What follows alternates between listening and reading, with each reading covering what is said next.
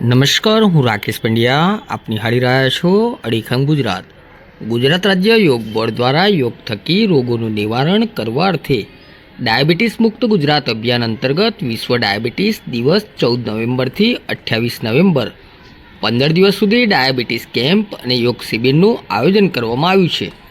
જેના ભાગરૂપે મહીસાગર જિલ્લામાં લુણાવાડા જવાહર બાગ ખાતે મહાનુભાવોના હસ્તે દીપ પ્રાગટ્ય કરી ડાયાબિટીસ કેમ્પ અને યોગ શિબિરનો શુભારંભ કરવામાં આવ્યો હતો. આ ડાયાબિટીસ કેમ્પ અને યોગ શિબિરનો ઉદ્દેશ્ય લોકોના માનસિક અને શારીરિક સ્વાસ્થ્યની સાથે સાથે આવનાર પેઢીમાં યોગ અંગેની જાગૃતતા આવે અને લોકો યોગ કરતા થાય, ઉપરાંત યોગ થકી ડાયાબિટીસ જેવા રોગોનું નિવારણ થાય તે માટેનો છે. આ શિબિરમાં આરોગ્ય વિભાગ દ્વારા ઉપસ્થિત તમામ ડાયાબિટીસ ચેકઅપ કરવામાં આવ્યું હતું, તેમજ રોજિંદા જીવનમાં યોગને વણી લેવાય અને ડાયાબિટીસને નિયંત્રણમાં લાવી શકે તેવા યોગાસનો અને યોગિક ક્રિયાઓ કરવામાં આવી હતી. કેમ્પ પૂર્ણ થયા બાદ આયુર્વેદિક ઉકાળો આપવામાં આવ્યો હતો. યોગ ડાયાબિટીસને માત્ર નિયંત્રણમાં જ રાખતો નથી, પરંતુ સમયસર આ જીવનશૈલી અપનાવવાથી તે નિવારણમાં પણ મદદરૂપ થાય છે.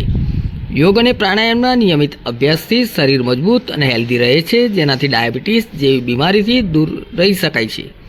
યોગ અપનાવો, ડાયાબિટીસને દૂર ભગાવો સંદેશ સાથે ડાયાબિટીસ નિવારણ માટે ખાસ ડિઝાઇન કરેલ યોગ શિબિરનો લાભ લેવા અપીલ કરવામાં આવી હતી.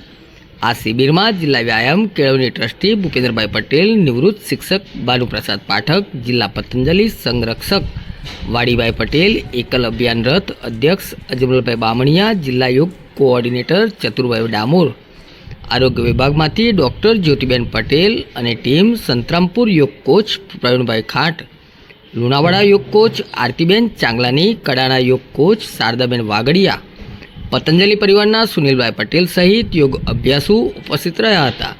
કેમ્પ પૂર્ણ થયા બાદ સૌએ આયુર્વેદિક ઉકાળો આપવામાં આવ્યો હતો.